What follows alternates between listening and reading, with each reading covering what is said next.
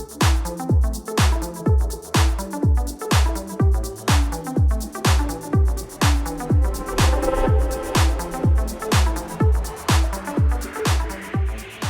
everyone, welcome back to the Restorantine series where I interview members, community leaders, and friends of Restore to hear about their experiences during the ongoing COVID quarantine. Now, this is Easter week, and so I wanted to have a conversation with my good friend Ryan Baitzel. Ryan is the pastor of Emergence in Totowa, New Jersey, and especially as we approach Easter, I wanted to get his thoughts on what Christians should be thinking about during this time. What are some of the lessons we can be learning? Hear a little bit about what life is like in his house, what sort of things Emergence is doing to minister to their congregation, and then to really think about Easter in this context when we can't gather together. What does the resurrection mean? So we had that conversation this morning, and I hope you enjoy it. But hey, man, I really do appreciate you making some time today. I have time. Everyone has time. That's it. Great to be with you. What is your life like these days? How's it? You got all these kids distance learning. You're trying to do a job.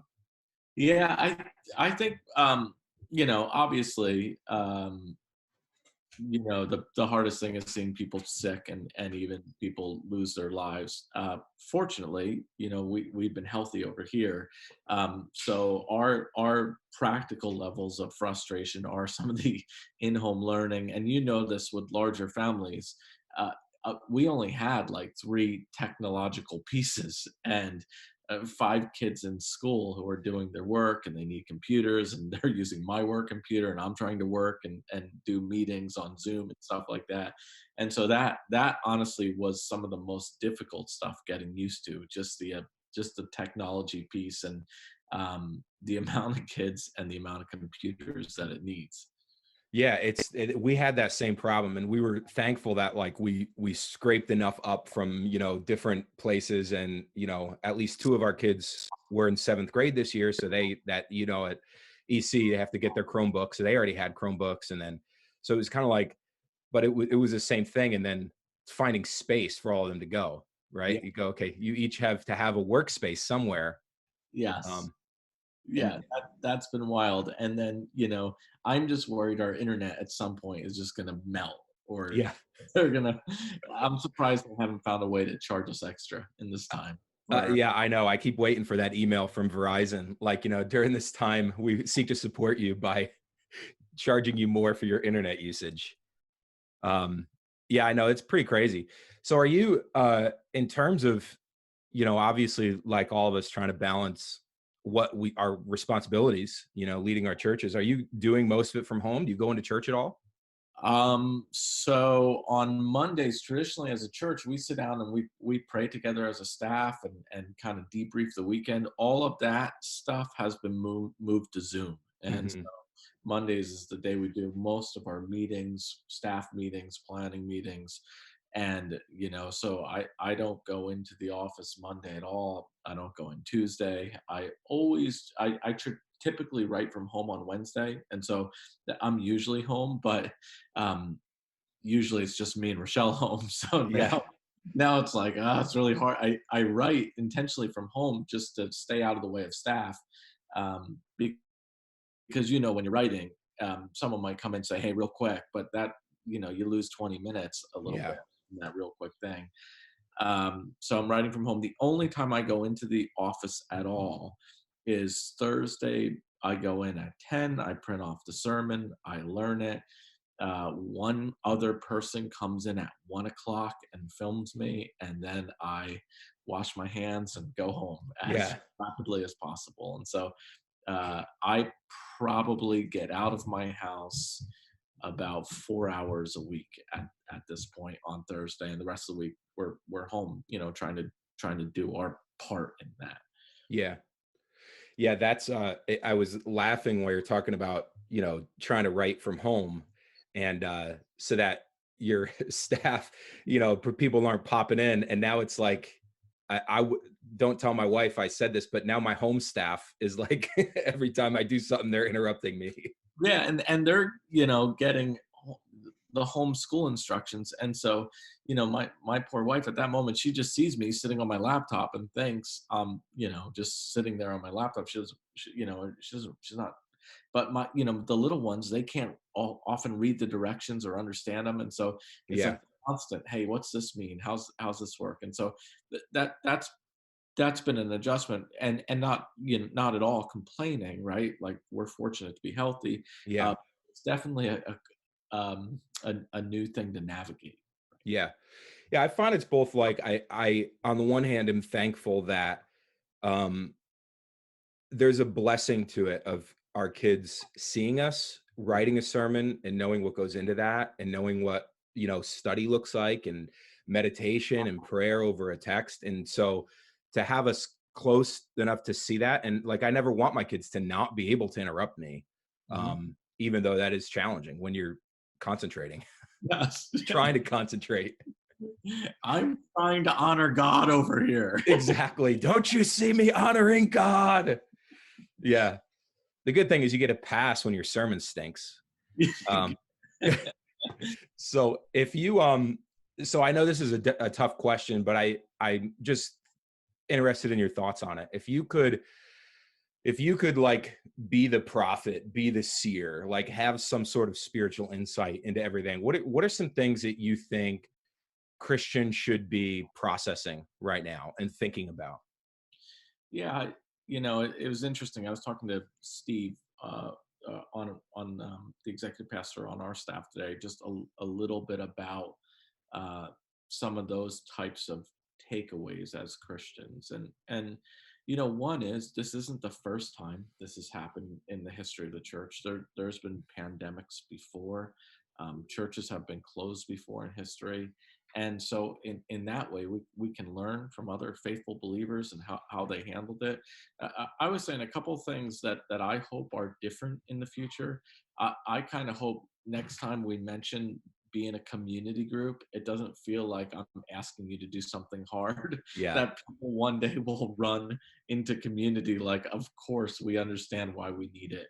I hope even things like corporate worship, uh, that people, much like, we serve in really similar contexts, and we're not often an expressive culture in North Jersey. And that's one of the gifts of growing diversity, is we're learning how to corporately worship well. But I do hope, we see corporate worship as a gift. Technology has been a great gift, but it doesn't, I think we both would say theologically, it's not the assembly. Hmm. Scattered, and we're doing the best we can and being all things to all men, but we are missing that corporate element of church. And when this kind of ends and burns out, however God does that, whether it's through medical advances or whether it's through just time, I do hope we appreciate the corporate nature of being part of a church and a church body.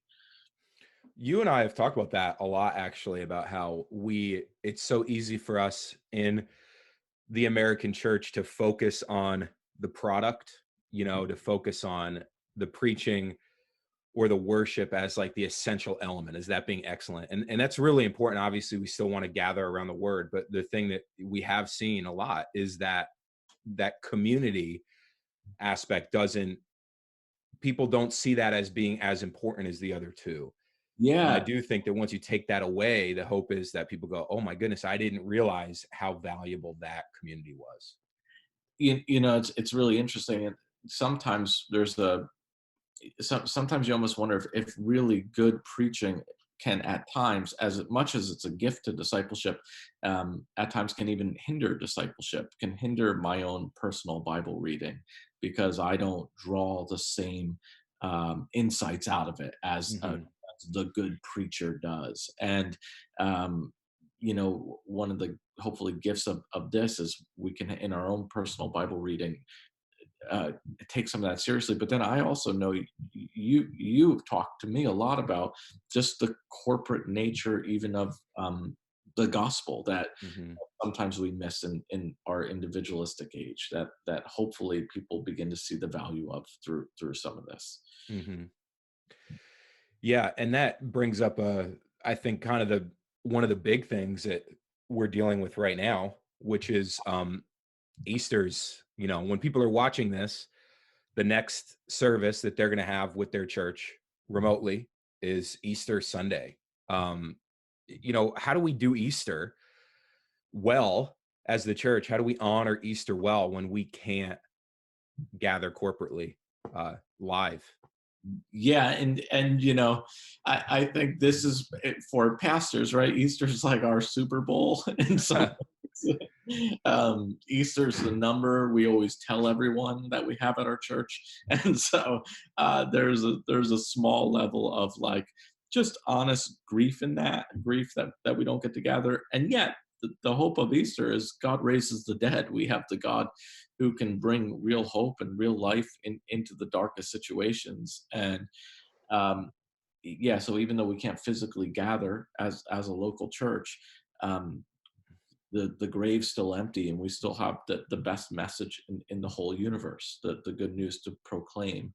And one of the really awesome things that God's even done in this season is I've received a number of just emails from people who I know would never go to our church, friends from high school, people who knew me from high school, who have checked it out and have been really thankful for it.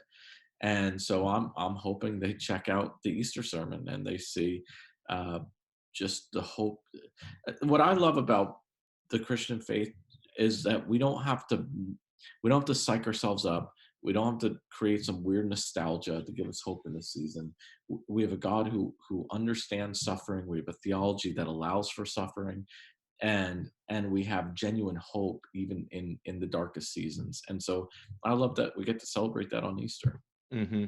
You mentioned this isn't the first pandemic in the history of the church. It's not the first time that the church has felt under siege, whether it was in wartime.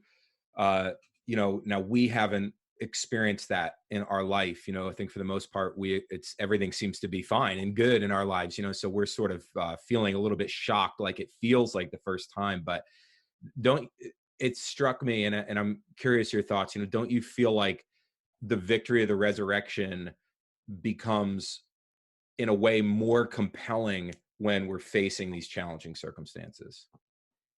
Yeah, it definitely feels more timely and practical. One of the most difficult things about preaching Easter is you have this incredible opportunity, but everyone knows what's going to happen. Yeah, it's like telling the story of the Titanic. A little less depressing. Yes, and yet, like you're saying, this year, um, it's going to be sweet. The reminder of that on Easter, it's going to be a little more sweet that uh, even in this dark time, uh, the truth is ultimately in the great story of history, that God, second member of the Trinity, God's Son, put on flesh, became a man, went to a cross, and made atonement for sin and rose, so that now by grace we can have forgiveness. I hope that's really sweet. And in his resurrection, one day he'll make all things new. And yes, that's the message every year, probably every Sunday, but every on Easter. And yet, like you're saying, I hope there is a real sweetness to it this year, a tangibleness that we don't often get. Yeah. No, that's good. I do think that our tendency is to view all of those benefits that we get because of the gospel, because of what Christ did, as temporal things. We don't mean to do that. We know that they're not all about this present life. But when our lives are going well, it feels like we see God's blessing primarily through that. We see the resurrection and what we receive primarily through those things going on around us. And when all those things are taken away, I do think we have this unique opportunity, like you said, to really see what the resurrection is about, and that it far exceeds all of this. Yeah, it's an awesome point. Well, hey, I really appreciate you making time. I know we're going now into hopefully, I mean, it might be a great Easter. Hopefully we'll never experience another one like this again. So it's, we can hopefully take some solace in that. Yeah. And just an encouragement, like you said, the Easter number is the number we quote to people when they ask us how many people go to your church. 0 right now. Yeah, exactly. Well, yeah, okay. Well, I was going to say the opposite. I was going to say, if you look at your views on Facebook, it's Yeah. probably far higher than people attend your church, but you're allowed to take that number. You could be like, because it just clicks as a view, even if they just scroll past. Yes, even if they logged on accidentally. Yeah, you're like 10,000 people. Well, hey, man, I really do appreciate it. And, I'll be thinking about you and praying for you guys this weekend, and hoping you guys hang in there with your family and all the stuff you got going on.